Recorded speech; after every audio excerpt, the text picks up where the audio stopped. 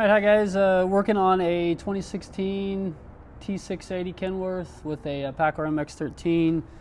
My other guy was underneath of it doing a knock sensor, and we found that the bellows, you could like spin it around inside the clamps.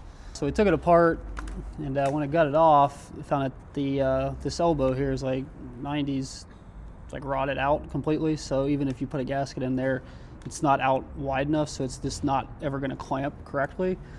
Unfortunately, there's only like one of these available in North America, and it's like $3,000 for this. $3,000. Seems a little excessive, but whatever.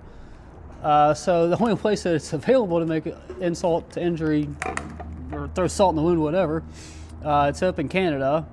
So it's not even easily accessible.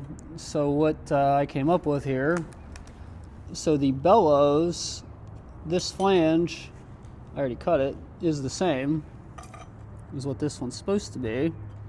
That's real nice and thick, still has a lot of material left on it. So these are only about $400, and this one's could probably do to be replaced anyways. So what I did, I put this in my bandsaw over at the other shop, cut this flange off. This one has a nice band right around it, so I can't get this in the bandsaw because my arm will come down on it on the saw. So I'm gonna put this in a vise and go around it, and then I can just weld this on here, throw new bellows on it, and we saved the guy about $2,500 here. So plus get the truck back on the road before, having to ship something out of Canada, and like I said, spending that amount of money.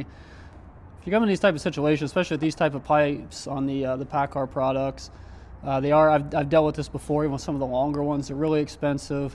There's other ways. That's why we save all this stuff, you know, old DPFs, things like that, SCRs. So if you ever needed a good flange, we're in this type of situation where you can cut one of those off and make a good pipe again. So I'm gonna go ahead and get this one cut off, and we'll get this tacked on there and get this thing put back together.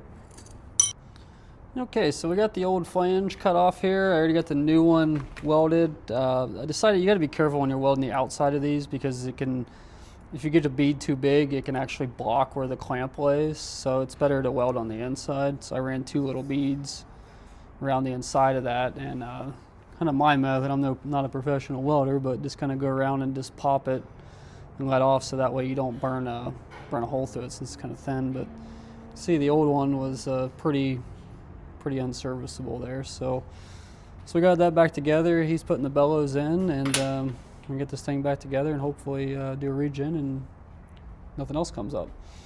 But with that, that's pretty much all we got for today, guys. So always just a lot of these flanges are the same. So if you got one that's like the holy grail or something for some reason, you may be able to take another part or an old part out of the scrap bin, and if you got a good flange, you may be able to repair it like we did here today to get this guy back on the road.